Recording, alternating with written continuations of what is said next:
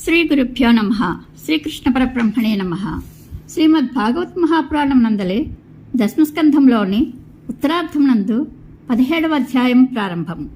ఈ అధ్యాయంలో శ్రీకృష్ణుడు పౌండ్రక వాసుదేవుని సంహరించుట మొదలగు విశేష విషయములను తెలుసుకుందాము. శ్రీశుకుడు నుడివెను. పరీక్షణ్ మహారాజా, బలరాముడు నందవ్రజమునకు చేరిన పిమ్మట కరుష దేశాధిపతియు అజ్ఞానియు అయిన పౌండ్రకుడు నేనే వాసుదేవుడను అని తన దూత ద్వారా శ్రీకృష్ణునకు తెలిపెను.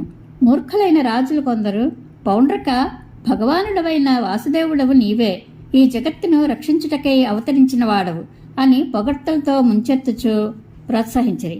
ఆ కారణముగా అతడు నేనే పరమాత్మను అని తలంచుకొనిచుండెను. బాలురు పరస్పరము ఆడుకొంచున్నప్పుడు ఒకరిని రాజుగా నిర్ణయించెదరు. అప్పుడు అతడు నిజంగా తానే రాజుగా వ్యవహరించును.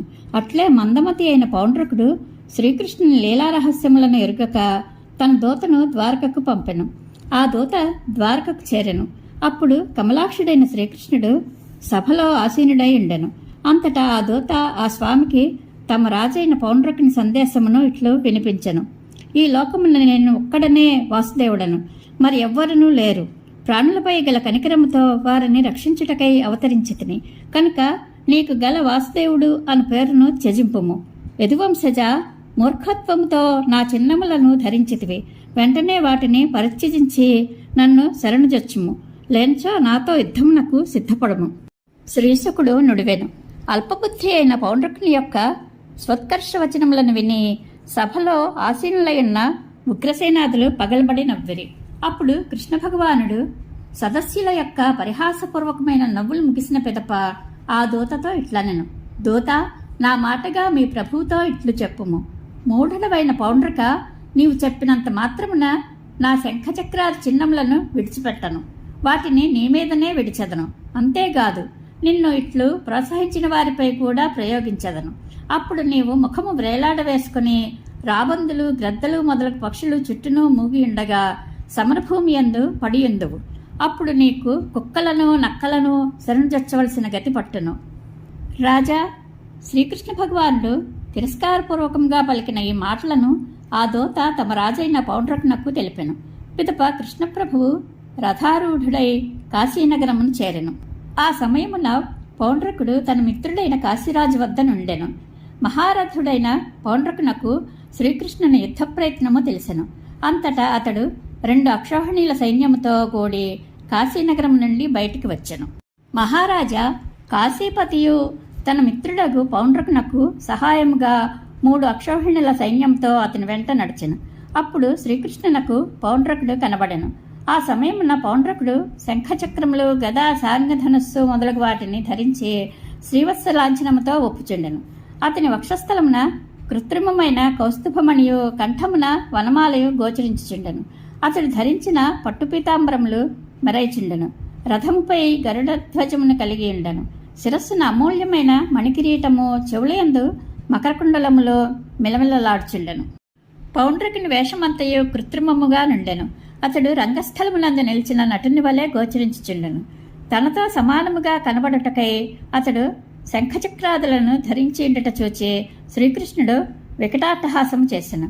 పిమ్మట పౌండ్రక పక్షమునందలి సైనికులు శ్రీకృష్ణునిపై శూలములు, గదలు, పరిఘలు, బల్లెములు, కత్తులు, ఈటెలు, తోమరములు, ఖడ్గములు, అడ్డకత్తులు, బాణములు మొదలగు వాటిని ప్రయోగించిరి. అంతటా శ్రీకృష్ణుడును పౌండ్రకుని యొక్క, కాశీరాజు యొక్క గజములపై, రథములపై, గుర్రములపై, కాల్బలముల మీద తన గదను, ఖడ్గమును, చక్రమును, బాణములను ప్రయోగించి ప్రళయకాలమున అగ్ని లోకములను దహించినట్లు మసిగావించెను.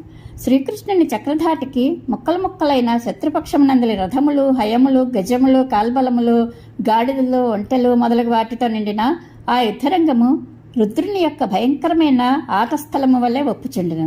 దానిని గాంచి యుద్ధవీరులకు సంతోషం కలిగెను, ఉత్సాహము ఇనుమడించెను. అంతటా శ్రీకృష్ణుడు పౌండ్రకునితో ఇట్లనెను.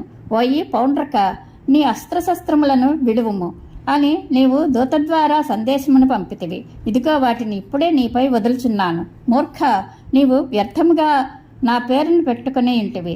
దానిని నీవు త్యజించినట్లుగా చేసేదను. నేను నీకు భయపడే యుద్ధమున నీకు విముఖుడనైనచో నిన్ను శరణుగోరదను. కానీ నేను నీతో యుద్ధములకు భయపడటలేదు. ఈ విధముగా పలికిన పిమ్మట శ్రీకృష్ణుడు వాడి అయిన తన బాణములచే పౌండ్రకుని రథమును శిథిలమనర్చెను. పిమ్మట ఇంద్రుడు తన వజ్రాయుధముచే గిరిశిఖరమును వల్లే తన చక్రాయుధముతో అతని శిరమును ఖండించెను. అట్లే ఆ ప్రభువు తన బాణములతో కాశీరాజు యొక్క శిరస్సును అతని శరీరము నుండి వేరుచేసెను. పిమ్మట దానిని వాయుదేవుడు పద్మకోశమును వలె కాశీపురమున పడినట్లు చేసెను. ఇట్లు శ్రీకృష్ణుడు తన ఎడ మాత్సర్యమును వహించి ఉన్న పౌండ్రకుని అతని మిత్రుడగు కాశీరాజును హతమనర్చెను. అనంతరము ఆ స్వామి తన విజయగాథను సిద్ధులు గానం చేయుచుండగా ద్వారకలో ప్రవేశించెను. పరీక్షణ్ మహారాజా పౌండ్రకుడు మాత్సర్యభావంతోనైనను కృష్ణ భగవానుని యొక్క నామరూపములను నిత్యము ధ్యానించుచుండట వలన అతని కర్మబంధములన్నీను తొలగిపోయెను. కృష్ణప్రభువు యొక్క పోలిక వేషభూషణములను ధరించడం వలన అతనికి సారూప్యమోక్షము ప్రాప్తించెను. కుండలములతో ఒప్పుచున్న ఒక శిరస్సు కాశీరాజు యొక్క భవనద్వారము వద్ద పడి ఉండుటను కాశీపౌరులు చూచిరి. అంతటా వారు ఇది ఏమి, ఈ శిరస్సు ఎవరిది అని సందేహించుచు అనుకొనిరి. అది కాశీరాజు శిరస్సు అని గుర్తించి అతని పట్టపురాణులు, పుత్రులు, బంధువులు, పౌరులు మున్నగు వారందరూ అయ్యా మహారాజా, మేము దిక్కులేని వారమైపోయితిమి అని విలపింపసాగిరి. కాశీరాజు యొక్క కుమారుడైన సుదక్షిణుడు తన తండ్రి యొక్క ఉత్తర క్రియలను యథావిధిగా నెరపెను. పిమ్మట అతడు నా తండ్రిని వధించిన వానిని హతమునర్చి నా పితృరుణమును తీర్చుకొందును అని తన మనస్సులో నిశ్చయించుకొనెను. పిమ్మట సుదక్షిణుడు తన పురోహితునితో గురువులతో కూడి ధ్యానయోగము ద్వారా పరమశివుని ఆరాధించెను. అతని ధ్యానోపాసనకు ప్రీతుడై శంకర భగవానుడు సుదక్షిణ ఒక వరమును కోరుకొనుము అని పలికెను. అప్పుడు అతడు నా పితృహంతకుని వధించి ఉపాయమును తెలుపుము అని ప్రార్థించెను. అనంతరము పరమశివుడు ఇట్లనెను, నీవు బ్రాహ్మణులతో కూడి యజ్ఞదేవత అయిన దక్షిణాగ్నిని అభిచార హోమ విధానమున ఆరాధింపుము. ఆ అగ్ని ప్రమథగణములతో కూడి ప్రత్యక్షమగును. దానిని నీవు బ్రాహ్మణ భక్తి లేని వారి ఎడ ప్రయోగించినచో నీ సంకల్పమును నెరవేర్చును. పరమశివుని ఆజ్ఞను అనుసరించి సుదక్షిణుడు శ్రీకృష్ణుని ఉద్దేశించి అభిచార హోమమును ఆచరించెను. అభిచార హోమము ముగిసినంతనే ఒక కృత్య భీకరముగానున్న ఒక సంహారక శక్తి మిగుల భయంకరాకారంతో హోమకుండము నుండి వెలువడెను. అప్పుడు ఆ శక్తి యొక్క గడ్డము మీసములు బాగుగా కాచబడిన రాగి వల్లే ఎర్రగా నుండెను. కనుల నుండి నిప్పులు కురియుచుండెను. ఆ శక్తి ముఖము భయంకరమైన కోరలతోనూ దవడలతోనూ బొమ్మముడితోనూ ఒప్పుచుండెను. అది తన జిహ్వతో పెదవి మూలలను ఆస్వాదించుచుండెను. దిగంబరముగానున్న ఆ శక్తి జ్వాలలను చిమ్ముచున్న త్రిశూలమును త్రిప్పుచుండెను. తాళప్రమాణంలోనున్న దాని పాదముల తాకిడికి భూతలము కంపించుచుండెను. అది భూతగణములతో కూడి జ్వాలలతో దిక్కులను దహింపచేయుచు ద్వారక మీదకి విజృంభించెను. అప్పుడు ద్వారకావాసులు తమ మీదకి విజృంభించుచు వచ్చుచున్న అభిచారాగ్నిని చూచి వారందరూ దావాగ్నిని చూచిన మృగముల వలె భయంతో వణికిపోసాగిరి. ఆ సమయమున కృష్ణ భగవానుడు సభలో పాచికిలాడుచుండెను. భయాతురులైన ఆ పౌరులు పరుగు పరుగున నందనందనుని వద్దకు వచ్చి, త్రిలోకేశ, ఒక శక్తి యొక్క జ్వాలలకు ద్వారకానగరము దగ్ధమైపోవచ్చున్నది. ఇప్పుడు ఈ ప్రమాదం నుండి ఈ పురమును మమ్ములను నీవే రక్షింపబడలను అని మొరపెట్టుకునేది. అంతటా సర్వశరణ్యుడైన కృష్ణ పరమాత్మ తన ఆత్మీయుల ఆక్రందనను విని వారి భయస్థితిని గమనించి వారితో, భయపడకుడు, నేను మిమ్ము కాపాడుదను అని నవ్వుచూ పలికెను. పరీక్షణ్ మహారాజా లోకముల యొక్క అంతర్బహిస్సాక్షి అయిన ఆ ప్రభువు దానిని మాహేశ్వరి కృత్యగా ఎరింగి దానిని హతమార్చుటకై తన ప్రక్కన ఉన్న సుదర్శన చక్రమును ఆజ్ఞాపించెను.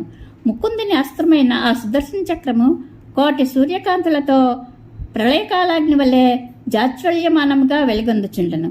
దాని తేజస్సుతో ఆకాశము, అంతరిక్షము, దిక్కులు ప్రకాశవంతములగుచుండెను. పరీక్షణ్ మహారాజా అది ఆ కృత్యను మిగుల బలహీనపరచెను. దివ్యమైన ఆ చక్రము యొక్క దెబ్బకు కృత్యాగ్ని తట్టుకునలేక శక్తిని కోల్పోయి వెలవెలబోచున్న ముఖంతో వెనుతిరిగెను. పిమ్మట ఆ కృత్య వారణాసిపురమునకు చేరి సుదక్షిణుని అతని ఋత్విజులను భస్మమనర్చెను. సుదక్షిణుని స్వయంకృతాపరాధము వలన ఆ అభిచారాగ్నికి అతడే బలి అయ్యెను. శక్తిని వెంటాడుచూ వచ్చిన ఆ విష్ణుచక్రము వారణాసి యందు ప్రవేశించెను. విశాలమైన ఆ నగరము మేడలతో, సభాభవనములతో, అంగళ్లతో, పురద్వారములతో, కోటబురుజులతో, ధాన్యాగారములతో ఒప్పుచుండెను. ఇంకనూ అది కోశములతోనూ ఏనుగులతోనూ హయములతోనూ రథములతోనూ అన్నశాలలతోనూ అలరార్చుండెను. అట్టి ఆ నగరమును పూర్తిగా దగ్ధమునర్చిన పిదప విష్ణువు యొక్క దివ్యాయుధమైన ఆ సుదర్శన చక్రము మరలి వచ్చి లీలావతారుడైన శ్రీకృష్ణుని దగ్గరకు చేరెను. జగత్ప్రసిద్ధుడైన శ్రీకృష్ణుని యొక్క ఈ పరాక్రమగాథను ఏకాగ్రతతో విన్నవారును వినిపించిన వారును సకల పాపముల నుండి విముక్తిని పొందుదురు. ఇది శ్రీమద్భాగవత మహాపురాణమునందలి దశమస్కంధములోని ఉత్తరార్ధమునందు 17వ అధ్యాయము సంపూర్ణము. శ్రీకృష్ణానుగ్రహ ప్రాప్తిరస్తు. శుభం భూయాత్.